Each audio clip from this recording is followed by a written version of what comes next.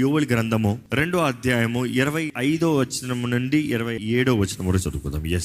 మీరు కడుపారా తిని తృప్తి పొంది మీ కొరకు వింత కార్యములు జరిగించిన మీ దేవుడైన యెహోవా నామమును స్తుతించినట్లు నేను పంపిన మిడతలను, గొంగళి పురుగులను, పసర పురుగులను, చీడ పురుగులను అను నా మహాసైన్యము తినివేసిన సంవత్సరముల పంటను మీకు మరలా నిత్తును. ఇక్కడ ఎవరైనా సరే మీ జీవితంలో ఒక నూతన ప్రారంభం కొరకు, దైవ హస్తం కొరకు, రిస్టోరేషన్ కొరకు, జీవితంలో ముందుకెళ్తానికి ఒక ఆయన సన్నిధి కొరకు కోరేవారు ఇక్కడ ఉంటే ఒకసారి బిగ్గరగా హల్లెలూయా చెప్తారా? అయితే ఈ వాక్యం జాగ్రత్తగా వినండి. దేవుడు అంటున్నాడు, మిడతలు తినివేసింది, ప్రతి రకమైన పురుగు తినివేసింది నీకు తిరిగి ఇస్తాను. అంటే నీ వివాహ జీవితంలో అవ్వచ్చు, నీ కుటుంబ జీవితంలో అవ్వచ్చు, నీ వ్యక్తిగత జీవితంలో అవ్వచ్చు, నీ ఉద్యోగ జీవితంలో అవ్వచ్చు, నీ వ్యాపార జీవితం అవ్వచ్చు, ఎటువంటి జీవితంలో ఎటువంటి పురుగులైనా, ఎటువంటి తినుడు అయినా సరే దేవుడు అంటున్నాడు, I can restore the years. సంవత్సరములు తిరిగిస్తా, సంవత్సరములు తిరిగిస్తాము, నీకు తరుణాలు తిరిగిస్తాము, అవకాశాలు తిరిగిస్తాము. దేవుడు అంటాడు, నా కృపను నీకు అనుగ్రహిస్తున్నాను, మరలా నువ్వు జీవిస్తానికి. మీరు అనుకోవచ్చు, వై ఓన్లీ టైం, ఎందుకు సమయమే అంటే దేవుడు అక్కడ చూస్తానండి, వారు దేవుని మాట వినలేదు కాబట్టి దేవుడు వారిని శత్రు చేతులకు అప్పచెప్పాడంట. ఈరోజు మీ జీవితంలో ఏదైనా నష్టం కలిగింది, కారణం ఏంటి? దేవునికి అవిధేయులుగా పోయారా? దేవుని మాట వినలేదా? దేవునికి లోపడలేదా? దాన్ని బట్ట ఒక్కసారి పరీక్షించుకోవాలండి. దేవుని బిడ్డలమైన మనము ఆయన వాక్కు ద్వారా వినేటప్పుడు what is going on in our lifes. ఎందుకంటే యోవేలు గ్రంథం 1వ అధ్యాయము 4వ వచనం ఒకసారి చదివితే, గొంగళి పురుగులు విడిచిన దానిని మిడతలు తినివేసి ఉన్నవి. అంటే ఇందాక 4 రకాల పురుగులు తినేసే అంటున్నారు, ఇక్కడ ఎలాగంటే గొంగళి పురుగులు తిన్నది, మిగిల్చింది ఎవరు తిన్నారంట? మిడతలు తిన్నారంట. వాళ్ళు మిగిల్చింది పసర పురుగులు, వారు మిగిల్చింది చీడ పురుగులు. అంటే జీవితంలో ఒక దెబ్బ కలిగిందిరా, ఈ దెబ్బ తట్టుకోదాం అనుకున్నప్పటికీ ఇంకోటి అయ్యేటప్పటికి ఇంకోటి. ఎప్పటికన్నా చూసారా మీ జీవితంలో ఎప్పుడైనా జరిగిందా? ఇదిగో ఉద్యోగంలో గొడవరా అని ఇంటికి వస్తే భర్తతో పోరు, లేకపోతే భార్యతో పోరు, ఇదిగోరా ఇక్కడ ఇదేంటే తల్లిదండ్రులు, లేకపోతే పక్కింటోళ్ళు, లేకపోతే పిల్లలు, లేకపోతే ఏదో ఒక గొడవ తర్వాత గొడవ. ఇసికిపోతున్నానండి. I'm vexed of life, I feel like giving up. ఇంక ఎత్తేద్దాం అనుకుంటున్నాను, నా వలన అవ్వదు, నేను చెయ్యలేను అనే పరిస్థితుల్లో ఎప్పుడన్నా వచ్చారా? ఎందుకు ఇటువంటి కారణము, ఎందుకు ఇటువంటి క్రియ అంటే వారు దేవునికి అవిధేయులు. మరలా ఇదే మాట తెలియజేస్తాడు. మనం ఎప్పుడైతే దేవునికి అవిధేయులు అవుతామో అపవాదికి మన పైన అధికారం వస్తుంది. ఎక్కడైతే అవిధేయులుగా జీవిస్తామో పాపము శక్తిలోకి వస్తుంది. పాపానికి మనుషుడి పైన క్రీస్తు రక్తం ద్వారా కడగబడిన వారిపైన అధికారం లేదు. కానీ ఎప్పుడైతే కడగబడిన వ్యక్తి నిర్లక్ష్యతతో, నిబంధన చేయబడిన వ్యక్తి నిబంధనను విడిచి నిర్లక్ష్యతతో జీవిస్తాడో పాపానికి ఆ వ్యక్తి పైన అధికారం వస్తుంది. ఈరోజు ఎందరో యేసు రక్తంలో కడగబడలేదని కాదు, ఇక్కడ ఎంతమంది యేసు రక్తంలో కడగబడ్డారో చేతులు హల్లెలూయా చెప్తారా? పాపానికి మీ పైన అధికారం ఉందా? ఎందుకంటే చాలామంది నేను కడగబడ్డాను అంటాము, కానీ again we repeat the old mistakes, repeating the old sin, repeating the old ways. అందుకనే పాపానికి మరలా అధికారము దేవుడు అంటున్నాడు, నేనే అప్పచెప్తున్నా. ఎందుకంటే ఈ మిడతలు, ఈ పురుగులు వచ్చి తినివేసింది, శత్రువు వచ్చి తినేస్తాం కదా, దేవుడు పంపించాడంట, పోండ్రా తినండ్రా. నాతో నిబంధన చేసిన వారు నేను ఆశీర్వదిస్తే, నేను ఆశీర్వదించిన వారు నన్ను విడిచిపోతంలో నేను వారి దగ్గర ఉన్న తీసేస్తా. బైబిల్లో హోషేలో ఉంటుంది, ఎలాగంటే నేను నీకు ఇచ్చింది నువ్వు ఇతరుల దేవతలకు ఇచ్చావు, నేను నీకు అనుగ్రహించింది నువ్వు తీసుకెళ్ళి బాలికి ఇచ్చావు అని ఉంటుంది. నువ్వు బయలుకి ఇచ్చావంట, నువ్వు దేవుడు నీకు ఇచ్చింది తీసుకెళ్ళి బయలుకి ఇస్తే రోషం కలిగిన దేవుడు ఊరుకుంటాడా? మొత్తానికి తీసేస్తాడంట. నేను నీకు ఇచ్చింది నువ్వు నన్ను గణపరుస్తాం కొరకంటే, నేను నీకు ఇచ్చింది తీసుకెళ్ళి నువ్వు బయలుకి ఇస్తే దేవుడు అంటున్నాడు, నీ దగ్గర లేకుండా చేస్తాను, బయలు దగ్గర ఎట్లా ఇస్తావు నేను చూస్తా. మన దేవుడు రోషం కలిగిన దేవుడు అండి. దేవుడు అక్కడ చూస్తే ఇక్కడ యోవేలు గ్రంథం 1వ అధ్యాయం 10వ వచనం చదువుతారా? ఇది చాలా ముఖ్యమైనది. ఇప్పుడు ఈ మాట మీరు జ్ఞాపకం చేసుకోవాలి. You have to right it down. పొలము పాడైపోయిను. పొలం ఏమైందంట? అందరూ చెప్పాలి. పొలం ఏంటంట? పాడైపోయిను. నెక్స్ట్, భూమి అంగలార్చుచున్నది, ధాన్యము నశించెను. ఇప్పుడు చూడండి, పొలము పాడైంది, భూమి అంగలారుస్తుంది, భూమి ఏడుస్తుంది. ఎందుకు? దాంట్లో భూమిలో నుండి ఏంటి పడాల్సింది, ఎదగాల్సింది ధాన్యము నశించెను, నాశనమైంది. The grain is ruined. Next. క్రొత్త ద్రాక్ష రసము లేకపోయెను, క్రొత్త ద్రాక్ష రసము లేకపోయింది, తైలము వాడిపోయింది. ఏంటి 3 పాడైపోయింది? దేవునికి విరోధంగా తిరిగిన వారికి, దేవునికి అవిధేయులుగా జీవించిన వారికి, దేవుని దగ్గర నుంచి దూరంగా పోయిన వారికి ధాన్యం లేదు. మిమ్మల్ని అడుగుతున్నా, మీ జీవితంలో ధాన్యం ఉందా? When you say grain also signifies బైబిల్లో స్ట్రెంగ్త్. శక్తి ఉందా జీవితంలో? ఓపిక ఉందా? బలం ఉందా? ధాన్యము నుండే రొట్టె వస్తుంది. ఆ రొట్టె తింటేనే బలం ఉంటుంది. మీ జీవితంలో శక్తి ఉందా? శక్తి లేదంటే ఇక్కడ దేవునికి అవిధేయులుగా తిరిగిన వారికి వారి జీవితం పాడైపోతుందంట. దానివల్ల ఏం లేదు, వారిలో శక్తి లేదు, ధాన్యము లేదు. There is no grain. ఇంకో మాటలు చెప్పాలంటే బలము లేదు. రెండవది చూస్తే క్రొత్త ద్రాక్ష రసం. When you talk about new wine, talks about, Bible also refers wine as grace. కృప. దేవుని కృపలో మీరు జీవిస్తున్నారా? Do you have the grace of God leading you? Wine అన్నదప్పుడు ఇంకోటి కూడా ఏంటంటే, వైన్ రెఫర్స్ జాయ్, ఆనందం. మీ జీవితంలో ఆనందం ఉందా? ఆనందం లేదంటే యూఆర్ డ్రైడ్ అప్. ఎందుకంటే యోవేల్ 2 చదువుతాను ముందు యోవేల్ 1 చదవాలి. యోవేల్ 1 చదివేటప్పుడు దేవుడు అంటున్నాడు, లే ఆ మత్తులో ఉన్నవాడు లే, ఆనందంలో లేవు. ఎందుకంటే wine, 2 people drink wine in general. లోకంలో చూడండి, ఒకడు సోగం తమిళ వార్త, ఒకడు దుఃఖంలో ఉన్నదప్పుడు, ఒకడు ఏడుపులో ఉన్నదప్పుడు, ఒకడు బాధలో ఏదో ఒక ఫెయిల్యూర్లో ఉన్నదప్పుడు ఫుల్గా తాగుతాడు. కానీ అదే సమయంలో ఎందుకు అక్కడ తాగుతావు? ఎందుకు? ఆ బాధలో అయ్యో పోతానికి, కంఫర్ట్కి. కానీ అదే సమయంలో ఒక ఆనందకరమైన విషయం జరిగిందా? Church, they rejoice, they want big joy. But then Bible talks about the old wine and the new wine. పాతదంట, కొత్తదంట.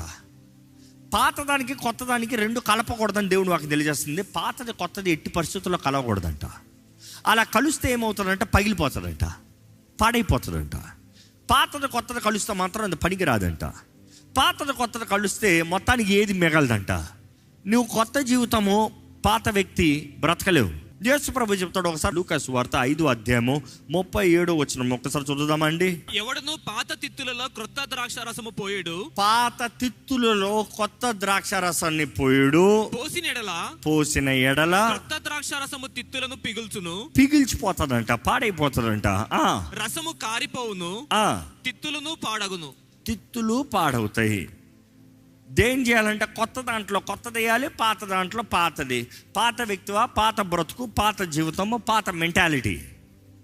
కొత్త వ్యక్తివా, కొత్త అభిషేకము, కొత్త తైలము, కొత్త నూనె, కొత్తగా ద్రాక్ష రసము. New skin. The skin is you.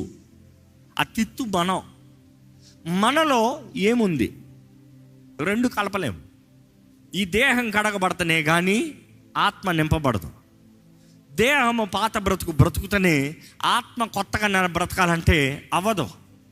పరిశుద్ధాత్మ దేవాన్ని ఆత్మను నడిపించాయి అని చెప్తూ ఇంకా పాత బ్రతుకుతూ దేవుని కొరకు నిలబడలేము. It has to change. New you, new self, new identity, new mind, new anointing. ఈరోజు ఎందరో చచ్చిన స్థితిలో ఉన్నారు. యూ హ్యావ్ టు రిమెంబర్, దేవుడు అంటున్నాడు, నీలో ద్రాక్షారసం పాడైపోయింది. ద్రాక్షారసం పాడైపోయింది అన్నప్పుడు ఆనందం లేదు. Wine also represent prosperity in Bible. Wine also represent boldness in Bible. Wine also represents filling of divine grace in Bible. So ఇవి ఏదైనా లేదంటే మరలా యోవేలు గ్రంథంలో అక్కడ చదువుతా 1లో ఏమని చెప్తున్నారు? ధాన్యము పాడైపోయింది, ఇంకా క్రొత్త ద్రాక్షారసం లేదు, నూతన ఆనందం లేదు, నూతన అభిషేకం లేదు, నూతన కృప లేదు, ఆయన ఆశీర్వాదాలు లేవు, అభివృద్ధి లేదు, జీవితంలో హెచ్చింపు లేదు. అదే సమయంలో ఏం తెలియజేస్తుంది? 3వది, నో ఆయిల్. ఆయిల్ అన్న మాట చూసినప్పుడు పరిశుద్ధాత్మకు సాదృశ్యము, పరిశుద్ధాత్మ అభిషేకానికి సాదృశ్యము. పరిశుద్ధాత్మ అభిషేకము లేదు. ఈరోజు యోవేలు గ్రంథము ఈ మాట చదివేటప్పుడు మనం జ్ఞాపకం చేసుకోవాలండి, దేవుడు మన గురించే చెప్తున్నాడు. నీలో ఇంకా లేదు, నీలో ఇంకా కనబడతలేదు. అటువంటి పరిస్థితుల్లో ఏం చేయాలి అన్నదప్పుడు చూస్తే 13వ వచనం చదువుదామండి. యాజకులారా గోనె పట్ట కట్టుకొని అంగలార్చుడి, బలిపీఠమునొద్ద పరిచర్య చేయువారులారా రోదనము చేయుడి, నా దేవుని పరిచారకులారా గోనె పట్ట వేసుకొని రాత్రి అంతయు గడుపుడి, నైవేద్యమును పానార్పణమును మీ దేవుని మందిరమునకు రాకుండా నిలిచిపోయిను. ఏది రాకపోతాను నిలిచిపోతాను కారణం ఏంటంటే నువ్వు ఫస్ట్ పశ్చాత్తాపడు. ఇంకా మాటలు చెప్పాలంటే రిపెంట్. మనసు మారాలి, జీవితం మారాలి, ఆలోచించే విధానం మారాలి, బ్రతుకు మారాలి. ఈరోజు రెండు మారుతనే కానీ దేవుడు మరలా నూతన తైలాన్ని మనలోకి అనుగ్రహించాడు. You have to change. మనము మారాలి, మన హృదయం మారాలి. ఈ వాక్యం వింటున్న మీరు మీలో ఒక ఆశ కలిగి నేను మారాలి అని ఆశపడుతున్నా కానీ మారారండి. నా జీవితం మారాలి, నా బ్రతుకు మారాలి, ఈ ఫెయిల్యూర్ లైఫ్ మారాలి, ఈ కుటుంబంలో సమాధానం లేని కుటుంబం మారాలి. ఈరోజు మనుషులు మారాలని భర్తను మార్చేద్దామని, భార్యను మార్చేద్దామని, పిల్లల్ని విడిచిపెట్టేద్దామని they are planning like this. No, బుద్ధి మారకుండా నూతనంగా వచ్చినా కూడా ఏమవుతుందంట, పగిలిపోతుందంట. మన మనస్సు మారాలి, హృదయం మారాలి. దేవుడు వాక్యం చూస్తే 14వ వచనం చూడండి. ఉపవాస దినము ప్రతిష్ఠించుడి, ఉపవాస దినాన్ని ప్రతిష్ఠించుడి. Declare a day of fast, consecrate a fast. వ్రత దినము ఏర్పరచుడి, వ్రత దినము ఏర్పరచుడి. యెహోవాను బతిమాలుకొనుటకై, యెహోవాని బతిమలాడుకుంటకై పెద్దలను దేశంలోని జనులందరినీ. ఏంటి దేశంలో జనులు కొందరిని, పెద్దవారిని, వృద్ధువారిని మాత్రమే, కొద్దిగా యవనంగా బలంగా ఉన్న వారిని మాత్రమే, అవునా? అందరిని. ఎందుకంటే 2వ అధ్యాయంలో చదివి చూడండి. రాజు మొదలుకొని ఎవరి వరకు తెలుసా? పాలు తాగే బిడ్డ కూడా ఉపవాసం అంట. పాలు తాగే బిడ్డ కూడా ఉపవాసం అంట. ఆ బిడ్డ ఏం ప్రార్థన చేస్తుంది? వారి గొడ్లకి ఎడ్లు కూడా ఉపవాసం అంట. అవి ఏం ప్రార్థన చేస్తాయి? చూసి చాలా మందికి ఉపవాసం అన్న మాటకు అర్థం తెలియదు. ఇట్లా ఉపవాసం అంటే ఏదో పస్తు ఉంటే దేవుడు కార్యం చేస్తాడు. లేదు, అది తగ్గించుకుంటానికి సాదృశ్యం. మన ఉపవాసం ఉండటానికి కారణం ఏంటంటే మనం తగ్గించుకుంటానికి. మన ఉపవాసం అన్నప్పుడు నేను తగ్గించుకుంటున్నాను, నా శరీరాన్ని నేను సిలువ వేస్తున్నాను, నా శరీర ఆశలని, నా శరీర కోరికలని, నా చిత్తము ఏం తిందామా, ఏం తాగుదామా, ఏం ధరించుకుందామా అనే దాన్ని సిలువ వేసి దేవా నీ ముందు తగ్గించుకుని ప్రార్థన చేస్తున్నాను. ఈరోజు మనం నిజంగా ఉపవాసం ఉండవలసిన అవసరం ఉందండి. ఎందుకంటే ఇక్కడ ఎంతమందికి బ్రేక్ త్రూ అంటే అందరూ అన్నారు, but are you ready to fast? You see that is where the keys. ఇదిగో మీ జీవితంలో దేవుడు కార్యం చేస్తాడో అని ప్రకటించేమో, కార్యం జరగదు. దేవుడు ఏం చెప్పబోతున్నాడో మీరు ఇంకా I'm getting to the point. 3 విషయాలు మీకు తెలియజేశాను. ఏంటి ఆ 3 విషయాలు? ధాన్యము, క్రొత్త ద్రాక్షరసము, తైలము. దానిమ లేదంట, పాడైపోయిందంట, వేస్ట్ అయిపోయిందంట. New wine dried up. 3వది చూస్తున్నా ఏంటి? ఆయిల్ ఫెయిల్స్, పోయింది. అభిషేకంలో శక్తి లేదు, ఆయిల్ ఫెయిల్స్. అభిషేకం వలన ప్రయోజనం లేదు. పేరుకి అభిషేకించబడ్డావు, ఎప్పుడో ఒకసారి అభిషేకించబడ్డావు, పని లేదు. ఇప్పుడు ప్రార్థన చేస్తే కార్యం జరుగుతలేదు. ఇప్పుడు నువ్వు దేవుని సన్నిధిలో ఎంత మొరపెట్టినా ఏమి జరుగుతలేదు. దేవుడు అంటున్నాడు, అందుకనే రథ దినాన్ని ప్రకటించు, ఉపవాసం ఉండు, తగ్గించుకో. పెద్ద ఏంటి, చిన్న ఏంటి, అందరూ రండి నా సన్నిధిలోకి వచ్చి ఏం చేయాలంట? చదువుతారండి. గోనె బట్ట ధరించుకుని ప్రార్థన చేయాలంట. నీవు కానీ పశ్చాత్తాప పడకపోతే దేవుడు ఏమంటున్నాడంటే జరగబోయేది ఇంకా నాశనకరమైంది ఉంటుంది, జాగ్రత్త. ఇంకో మాటలో చెప్పాలంటే తండ్రి చెప్తున్నాడు ఇంట్లో, రేయ్ ఈ దెబ్బతో ఊరుకుంటా నువ్వు సరిగా ఉంటే, లేకపోతే ఇంకా భయంకరం కొడతాను. కొన్నిసార్లు తండ్రులు తల్లులు అంటారు చూడండి, మాట వినలేదు అనుకో పోయినసారి కన్నా ఇంకా భయంకరంగా కొడతానంటారు. దేవుడు అదే మాట అంటున్నాడు అక్కడ. ఎక్కడ చదువుతామంటే ఒకసారి ఆ వచనం కూడా చదివితే బాగానే ఉంటుంది. 15వ వచనం నుండి చదవండి. యెహోవా దినము వచ్చెనే, అది ఎంత భయంకరమైన దినము, అది ప్రళయము వలనే సర్వశక్తుని యొద్ద నుండి వచ్చును. మనము చూచుచుండగా మన దేవుని మందిరములో ఇక సంతోషమును ఉత్సవమును నిలిచిపోయిను, మన ఆహారము నాశనమాయను.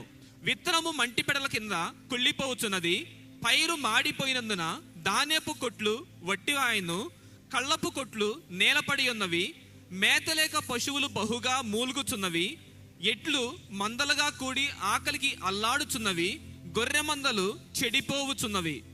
మనం చూస్తున్నాం జీవితం ఇంకా నాశనంగా పోతుంది, ఇంకా చీకటిగానే పోతుంది, ఇంకా పాడైపోతూనే వెళ్తుంది, జాగ్రత్త. అందుకని యోవేలు 2:12 ఒకసారి చదువుదామా.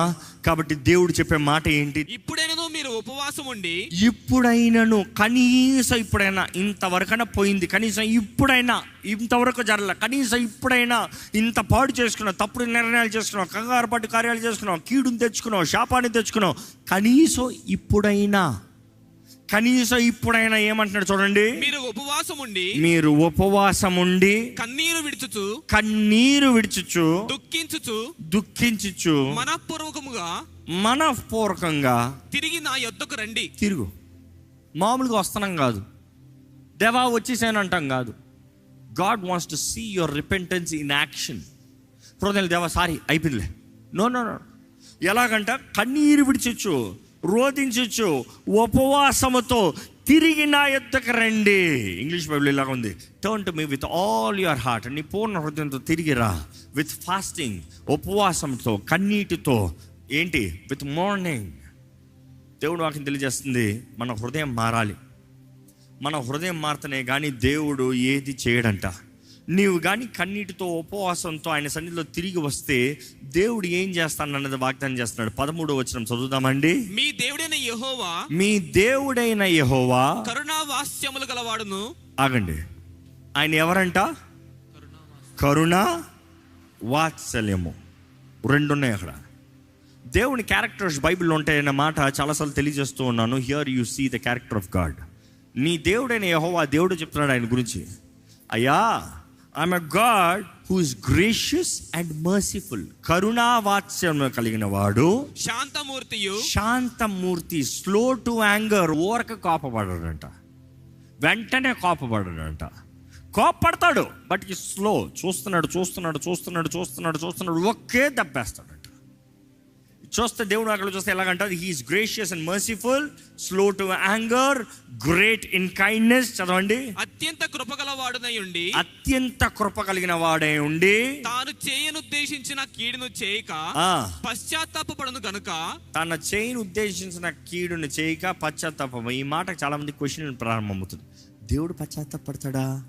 అది తెలుగులో పశ్చాత్తాపం అన్న మాట ట్రాన్స్లేషన్ చేశాడు, కానీ he would relent the harm that he would desire to do. He would relent, it is not repent. Relent అన్న మాటకి ఏంటంటే చెయ్యి ఎత్తో కొడతానికి అంటే ఏం చేస్తాం? ఆ చెయ్యి దింపుతాం. దేవుడు నీకు దెబ్బేస్తాను చెయ్యి ఎత్తాడంట. పడిందనుకో, బ్రతుకుతావా? నేనైతే బ్రతుకున్నా. ఆ దెబ్బ వేసే ముందే దేవా మొర పెడితే ఊరుకుంటాడంట. నీకు చేయి ఉద్దేశించిన కీడు నీకు చేయకుండా హీ రిలెంట్స్ ఫ్రమ్ డూయింగ్ హార్మ్. మన దేవుడు కృప కనికరం కలిగిన దేవుడు, కరుణా వాత్సల్యతను కలిగిన దేవుడు, దీర్ఘ శాంతవంతుడు. ఆయన బలపరిచే దేవుడు, క్షమించే దేవుడు, విడిపించే దేవుడు. ఈ మిడతల గురించి 25వ వచనం చదవండి. మీరు కడుపార తిని తృప్తి పొంది మీ కొరకు వింత కార్యములు జరిగించిన మీ దేవుడైన యెహోవా నామమును స్తుతించినట్లు నేను పంపిన మిడతలను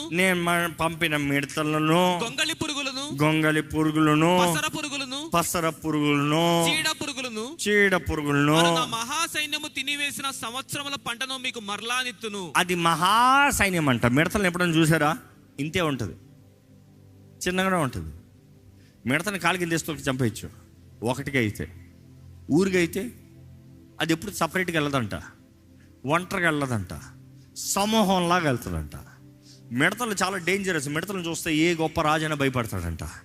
ఎంత పెద్ద సైన్యమైనా పోరాడచ్చేమో, కానీ మిడతలు మాత్రం పోరాడలేమో.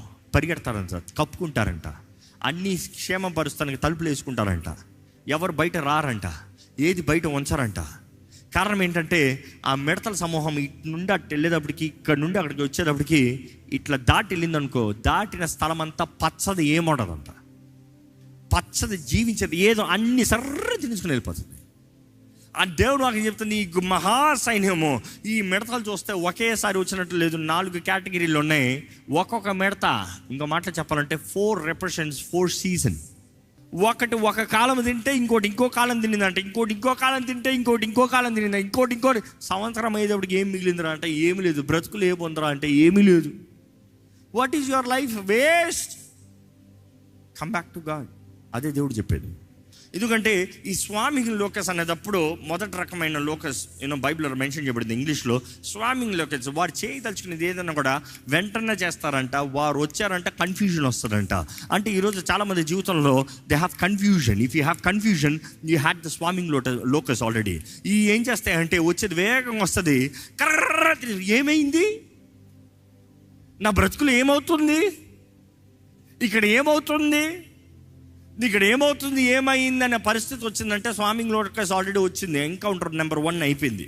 ఇది వచ్చి మిగిల్చిందని ఏది వస్తుందంట, క్రాలింగ్ లోకస్ అంట. Crawling locust are the youngest but they are most strongest. అది ఏది ఉంచదంట, మేలు మంచిది ఏది ఉంచదంట. ఈరోజు చాలామంది జీవితంలో కూడా ఏమవుతుంది అనుకునేటప్పటికి ఉన్నాయన్నీ పోతున్నాయి. ఏమవుతుంది అనుకునేటప్పటికి ఉన్న అవకాశాలన్నీ మూయవేయబడ్డాయి. ఏమవుతుంది అని ఆశపడేటప్పటికి ఉన్న మిగిలింది కూడా పోతుంది. దాని నెక్స్ట్ ఏమొస్తుందంట, కన్జ్యూమింగ్ లోకస్ అంట. దే ఆర్ ద రెవెంజర్స్ అంట. రెవెంజర్స్ మిగిలింది ఏదో కొంచెం ఉందిరా అంటే ఏదో కొంచెం మిగిలింది, ఏదో పాకెట్లో కొంచెం ఉంది, ఏదో బ్యాంకులో కొంచెం ఉంది, ఏదో ఇంట్లో కొంచెం ఉంది, ఏదో మా మధ్య సంబంధం ఏదో కొంచెం ఉంది, ఏదో మేము సైన్ మాట్లాడుకుంటున్నాంలే అనుకున్న దాన్ని కూడా అలా తినేస్తుందంట. ఆ ఉన్న కొంచెం టర్మ్ ఇంకా తాడులాగా ఎలాడుతుంది మా సంబంధం అనేది కూడా తెంపి పడేస్తుందంట. So that is where the consuming locust. ఇవన్నీ అయిన తర్వాత నెక్స్ట్ వస్తుందంట chewing locust. Will devour one issue after another. అది ఏం చేస్తారంటే నిన్ను తినివేస్తాం మాత్రమే కాదు, నీకు మొత్తం శత్రువుని చేసి పెడుతుంది, నీ చుట్టూ శత్రువుని చేసి పెడుతుంది.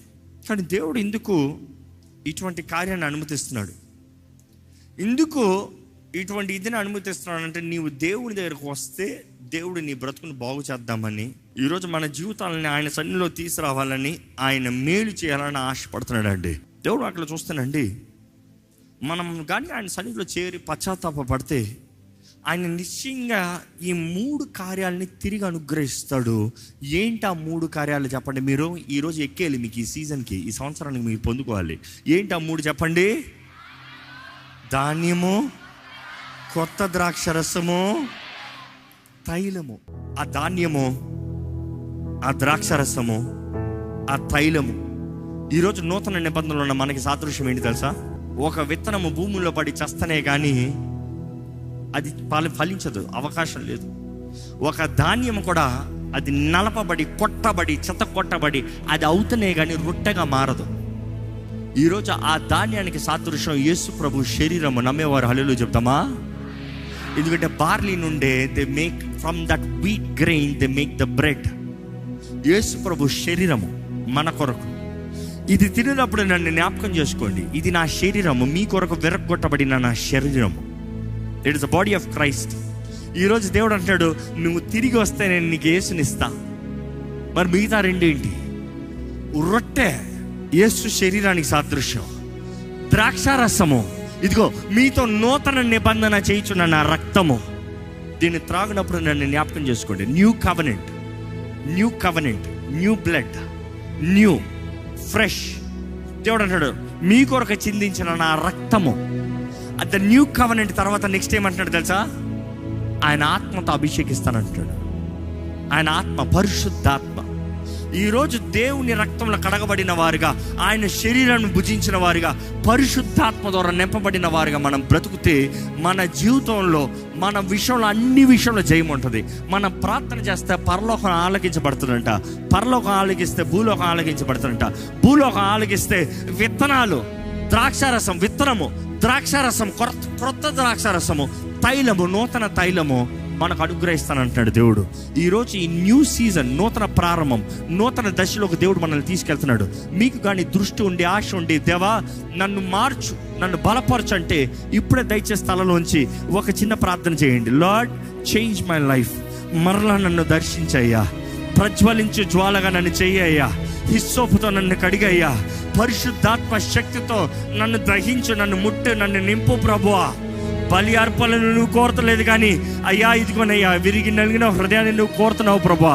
I lay down my self, I lay down my self.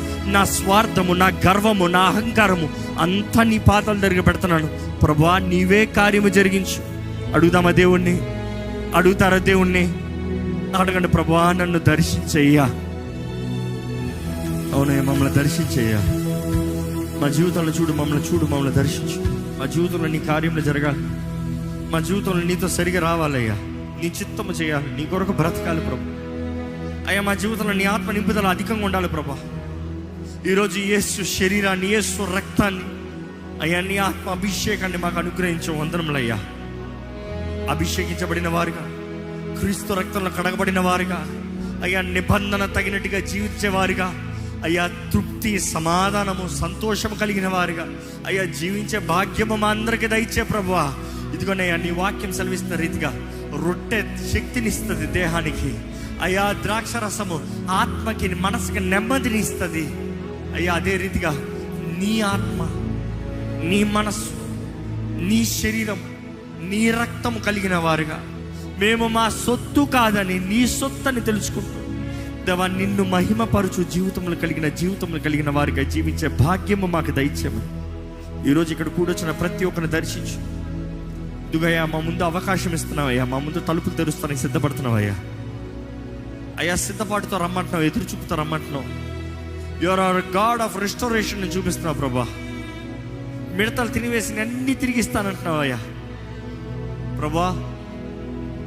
మాకు కావాల్సిన దృష్టితో ఈ ముందున్న వారంలో నీ సన్నిధిలో చేరగలుగుతానికి, నీ బలమైన నీ ఆత్మ కార్యాలని రుచి చూడగలుగుతానికి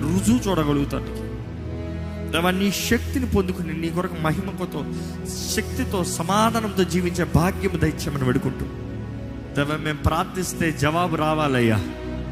మేము ప్రార్థిస్తే, విశ్వాసంతో ప్రార్థిస్తే పరలోకంలో అయ్యా నీవు ఉత్తరం ఇస్తే భూమి ప్రతిస్పందించాలి ప్రభువా. దేవా మాకు కావాల్సిన విత్తనము, మాకు కావాల్సిన నూతన ద్రాక్షారసము ప్రభువా, మాకు కావాల్సిన నూతన తైలము నీవు అనుగ్రహించి తృప్తి కలిగిన జీవితం. యోవేలు గ్రంథంలో నువ్వు అదే చెప్తున్నావయ్యా, you will eat and you shall be satisfied. తృప్తి కలిగిన జీవితం మాకు దయచేయమని నజరేయుడైన యేసు నామములో అడిగి వేడుచున్నాము తండ్రి, ఆమేన్. దైవం